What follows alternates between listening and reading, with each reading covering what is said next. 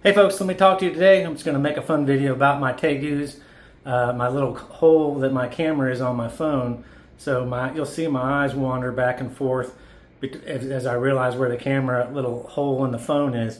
But today I'm just going to make a video about my Tegus. Fun video. We're just going to take them out, hold them, and just talk about them. But also too, when I talk about my Tegus, then I got to talk about my cat. And here is my cat, which always follows me in here. Walks around in between my feet and is always where I am, and always seems to be able to go where I go. If it's at the front of the counter fixing food, the cat is on the counter. If I'm in the shower, the cat is sitting in the shower with me, as long as I don't spray him with water. If I'm at the sink, or my bathroom counter doing my hair or shaving, the cat is on the counter. The cat is literally everywhere. If I'm cooking on the stove, the cat is sitting on the stove watching me cook. It's just part of life with a cat, and I don't have a lot of experience with cats. I've never had them, but I took this one in and adopted him, and his name is Tiddy, T-I-D-D-Y, and he responds to its name, and he knows his name very, very well. But he loves to come in here and see the Tegus. So let me show you Tiddy, and then we'll get in with the Tegus. All right, so there's Tiddy. He loves to come in here, and if you'll look right there, there's Sassy. There's Sassy's nose. And Tegus do not see Tiddy as a threat. They don't see him as a food item. The cat is probably just annoys them a little bit because he's constantly loves to see what the Tegus are doing and touch them. And I mean, I don't know what all is involved with the cat and the Tegus, but he loves to be in here with the Tegus. And now I don't really have anything where I think he's going to be injured or hurt, or he's going to hurt the Tegus. I do trim the cat's nails, and that's for me personally, that I trim his nails because the nails are just brutal. So I trim them down, and they are not sharp at all. But again, if he goes outside, then he can still climb a tree. I just cut the tips of his nails off, and it really makes handling him a lot better. But let's set the camera down, or lift this up and take Sassy out. So here is Sassy. It's tough to do with one hand, but I gotta balance this top. So this is my female red Argentine Tegu, and her name is Sassy because she's a sassy Tegu. She does not appreciate being picked up. She can be picked up, but she just doesn't love to be picked up and cuddled. But she is a very, very tame, sweet Tegu. I have like 99% trust that she's never going to bite me. There always is just that small percentage with an animal that you just don't know, if they're having a bad day or what they're doing. But so here's Sassy, and the cat loves to watch the Tegus. And if the Tegu was upset or bothered, first of all, if the Tegu thought that the kitty was food, they would run down the cat in the moment they saw the cat. So they're not considering him as food. And if they were fearful of the cat, they would run, or maybe they would attack him too if they were fearful of the cat, and they're not doing that. So everything seems to be working out. As you see, the cat comes in and hangs out with the Tegus. The cat is very, very, very fast, and so if the Tegus were upset with him and snapped at him, I'm 99.9 sure the Tegu is going to be able to, or the cat is going to be able to jump away and get away from anything that the Tegu might do. But that's just how it goes. I mean, you got a cat and Tegus, and they live together. They're getting along. Sassy's the one that I would be more worried about compared to my male, who is more tame.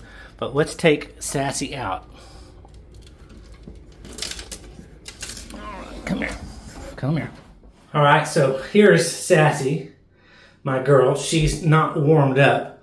They prefer to be, in the low 80s. And so when you warm your Tegus up to, 85, 87 degrees, 90 degrees, they're going to be a lot more active than they are when they're a little bit cooler. So that makes them a little easier to handle. But Sassy's about 3.5 feet long. And again, like I've mentioned, she's just a very sweet Tegu, but she does not like to be picked up. If you do pick her up, you really got to support her really, really well. Got to grab her really well on the tail and put a little nice grab on her tail, and that stabilizes her, and then she feels more planted. If you don't grab her and you're just holding her, like I am at this front hand, and then I hold her with the back hand open, then she feels like, I guess she's going to fall. So if you grab her really good, or you stick this tail portion between your legs and you get a really good grasp on her, then she relaxes a little bit. But, in one video that I made when I was introducing this little girl to the cat, she was rolling in my hands, and she does that very, very often. I could demonstrate it here, that she will roll to get out of my grasp. That's just the way she is. She just really likes to do her own thing, and she's got really, really extremely sharp claws. Compared to my male Tegu, which, as I refer to, has more dog-like nails, where these are very, very sharp. And these really go into your skin and cut open your skin and scratch you where they bleed. That's just Sassy's nails. Maybe that's the region of the country she comes from. She needs more sharp nails versus the more blunt nails of my black and white Tegu. But Sassy's really, really cool girl. Really unique coloring. A lot of people have these red Tegus. I don't know if these were before the Tegu ban. If a lot of the breeders in Florida were concentrating on these, more of these red Tegus. But Sassy's really, really cool. You just got to be really careful because her nails are just really, really sharp. And if you don't have long sleeves on, she will cut you up. Okay, there she rolls. That's not because she hates me. It's not because she's fearful of me that I'm hurting her. It's not that she thinks she's going to be eaten. I've raised this girl from a baby that was 14 inches long, and she knows me. That's just her way of being stubborn and saying, hey, it's not her being stubborn. It's just that she wants to do something else. She wants down on the ground. She doesn't want me to be holding her. Once she's on the ground, I can get down on the ground with her, and I can pet her, and I can rub her, and I can rub her on her belly, and I can pet her on her head, and she's totally fine. So people take things the wrong way. They don't watch my 200 plus videos that I have before this one and see how much time and effort I put into raising these Tegus, and I know them very, very well. Where other people will say, hey, that's a trait that she's really pissed off and she doesn't like you and she's fearful or you're hurting her, and that's not true. If you raise your Tegus and you get to know your Tegus, every Tegu is different, like little human children. They learn differently, they do things differently. They are all very, very different. And so, again, my female here is very, very, very different than my male black and white Tegu. In the way they act, the way they eat, the way they do things, everything is different. But this is my Sassy girl. I'm going to put her down. And again, she's on the ground with Titty. And Titty was a kitten when I got Titty. I found this cat outside of my house. And it was 105 degrees, and this cat was not doing well. And it was probably 2 times smaller than this. This cat eats like a panther. And so more money than me, feeding per day, Tegus, and my dog. This cat eats and eats. But the cat's a pretty cool animal. A male cat. Most black cats are males, I found out. I didn't know that before. But Titty is a very special cat. Loves to be with me And it's also noted that black cats are more personable towards people. They like people more. Some other cats could care less if there's a human in their life, and they can go do their own thing and never run across a human and be fine. Where it's reported that black cats need more human contact. And this cat is a prime example of needing more human contact. He will let me hold him by his head, let me pry open his mouth and look at his teeth, let me stick a Q-tip and clean his ears out. I mean, what cats let you do that? Let me turn him over and hold him like a baby, and he has all these different cries and these meows depending on if he's hungry, if he wants to be left alone, if he wants to be played with. It's very, very interesting learning about having a cat. And so most of y'all have cats and probably know what I'm talking about. But he is, no, don't chew on my mic. But we'll put Sassy and Titty on the floor, and they just hang out.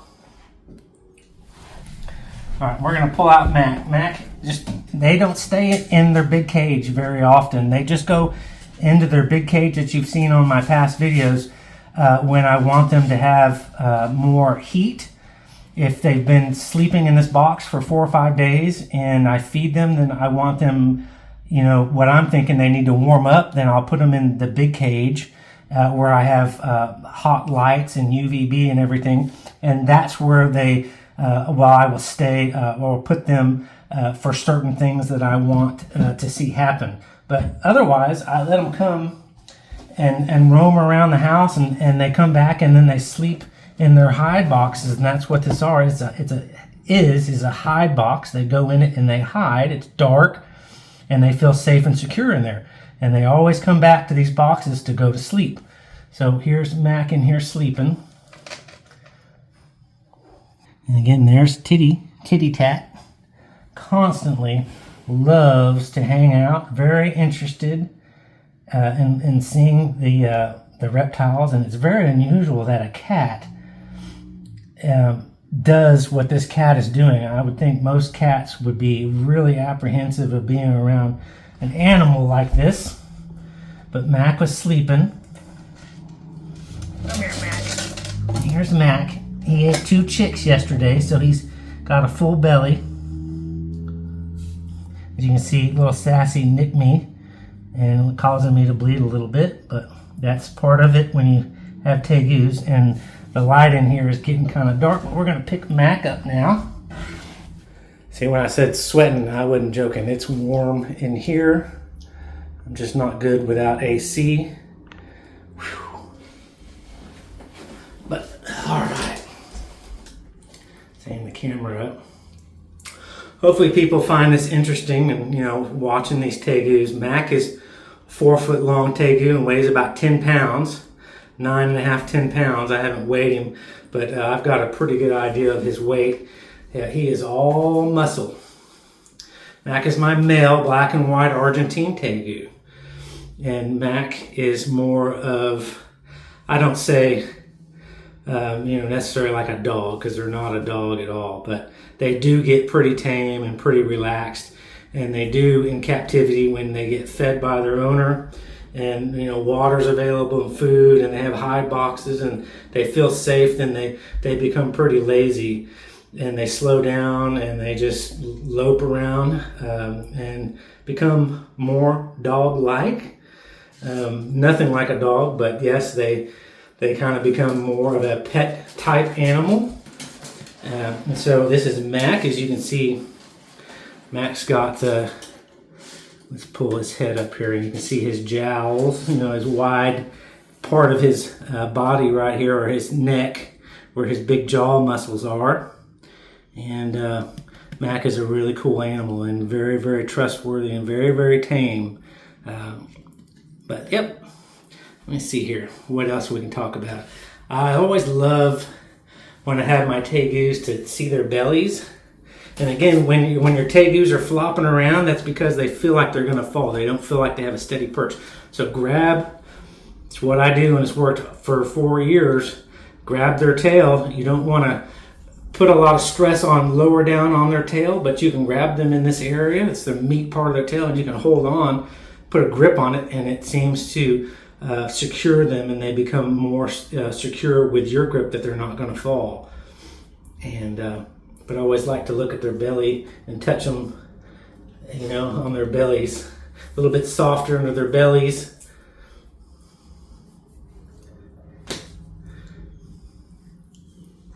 You can see when Matt feels like he's not being held correctly, he'll slap that tail, because that's their counterbalance.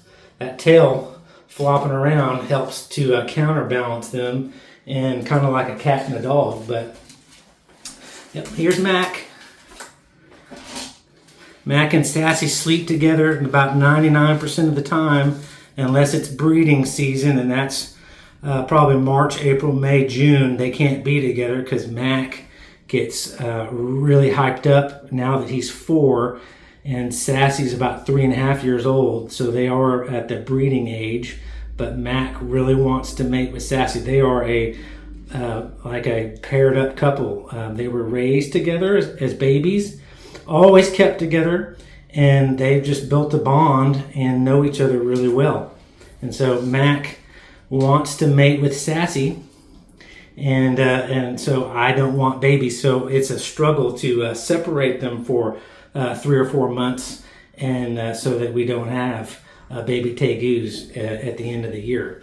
But yep, that's a funny story with Mac and Sassy. Why? You know, obviously people are like, well, Brian, you bought a male and a female. What are you thinking? Are you stupid? Or, you know, something like that. It's like, no. Slow down. I know I got a male and a female, and male and females breed. But the story was when Mac was about 3.5 months old, 3 months old, I lost him. He was here in this room, no way to get out, nowhere to go, and he just vanished. And so for about 5 days, I didn't know where he was. I searched high and low for him. I went around the neighborhood, looked around the neighborhood. I alerted the neighbors, you know, that a Tegu lizard, a different looking lizard, might be seen through the neighborhood. If it is, call me, come knock on my door. I looked everywhere. I tore the house apart. He was gone. I constantly was feeding him at the time. So, you know, usually when you feed an animal, he has to go poop, or they have to go poop. There was no poop anywhere. There was no signs. He just vanished. And so I was very, very unhappy, because I had raised him for 3.5 months, and I had spent so much effort and time. And so losing him was the end of the world to me. It was very, very, I was very unhappy. And so I placed an order and got a second Tegu, you know, a new Tegu, thinking that I had lost this one. And so I went a different route. Instead of getting a male, I got a female. And so I would only really plan to only have one Tegu at a time. But as it worked out, I have 2 Tegus now. So it's not that I was stupid and wasn't thinking ahead that, hey, if I have a male and a female, they're going to breed, or they're going to want to breed. That wasn't the case. I wasn't planning for that, but that's how it worked out. Sometimes you just have to go with how things work out. So now I have 2 Tegus, a male and a female. But yep, so there's Mac. See, he's really calm, and me holding him. Sassy does not want to be held. So this one is Mac. I call him Big Mac. I'm going to put him down. And Sassy, again, a sassy animal, a sassy person is just a person that's kind of hard to deal with. And so Sassy's a little hard to deal with sometimes. But the cat's down here almost sitting on Sassy. It's just something that has to be done. The cat loves to hang out with the Tegu. But as long as they're not hurting each other. And in the beginning, when the kitten was really young, and I just didn't know 100%, I had to test the waters out and see how the Tegus managed with the little kitten. And everybody seems to get along. You know, I said I wouldn't leave them penned in here for 5 days together, but when I'm in here and I can manage them, they tend to put up with each other.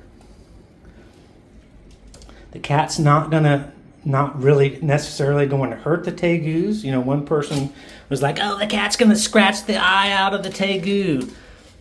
You know, anything can happen. Yeah, you know, also too, my dog can kill the cat. the dog can kill the cat. Mac is trying to come in the little tiny entrance with Sassy, and they both don't fit in there. So that made me just jump a little bit. But the cat and the Tegus do really, really well. I'm not saying that every cat and every Tegu gets along, but my Tegus are very domesticated, and they're very used to my hands and being around me and my dog. They have adapted to seeing my dog, and they just are willing to be around the cat. You've got to test it out for yourself if you have a cat and a Tegu. However you want to do that, you can do that, but it's good to just try them out and make sure they're okay to be with each other. As you can see, Titty is super relaxed being in here with two as large as him lizards. Come here. Okay, well, we're gonna put Titty up here. Again, I wouldn't put Titty with my boas. I don't think that's a smart move. That's just educated. Snakes, boas, pythons are not as kind of thinking smart as larger lizards are. Maybe, I'm not saying these are the most ultimate human smart little creatures, but they are pretty smart. They do think. They do know, when they flick that tongue that the kitty is not a mouse or a rat or a chicken, or that he's prey. They just seem to know that he is something that runs around the house and is not a threat. But he just loves to watch.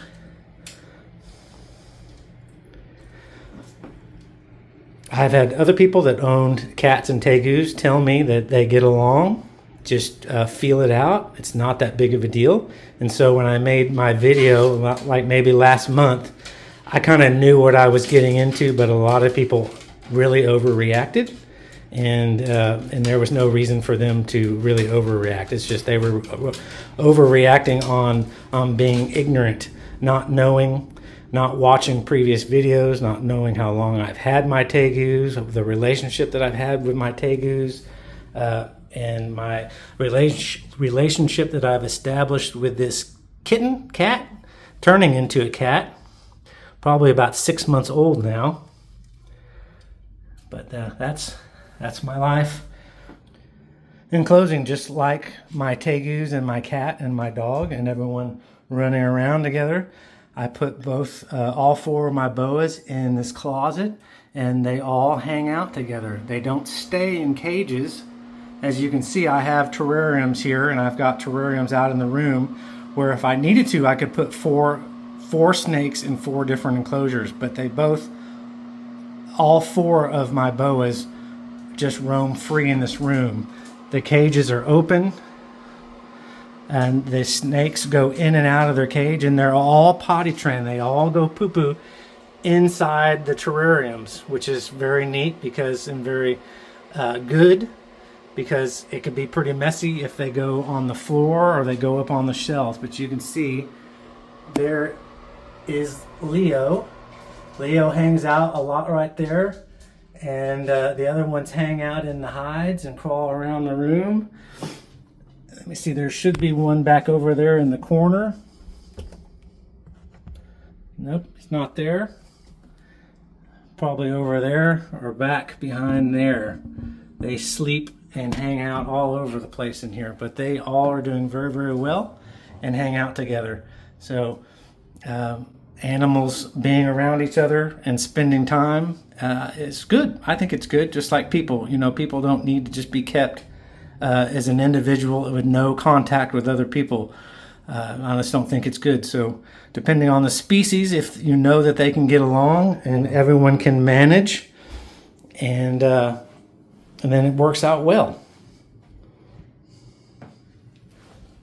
Who would have thought that a cat and a Tegu lizard? Tegus are very tough animals, very ferocious animals when they are hungry and they're seeking their prey. But they can also be food item too, as I've mentioned in other videos. Other larger animals would love to eat a tegu and have that meat. So they have to be very wary themselves about things coming up to them and trying to eat them. That's my video. Thanks for watching. Here's the big cage that I made about 3 years ago. Let me see here. People watch my videos have seen this for 3 years, but I turn the lights off when the tegus aren't in there because I'm not going to waste electricity. But there's a large cage with the different light sources that they need for vitamins and heat and light and gauges to monitor humidity and temperature, and lots of other supplies in the room. All right, thanks for watching my video. I appreciate it. Leave me a like if you liked my content and want to see more videos. And bye-bye. I appreciate you watching again. Bye-bye.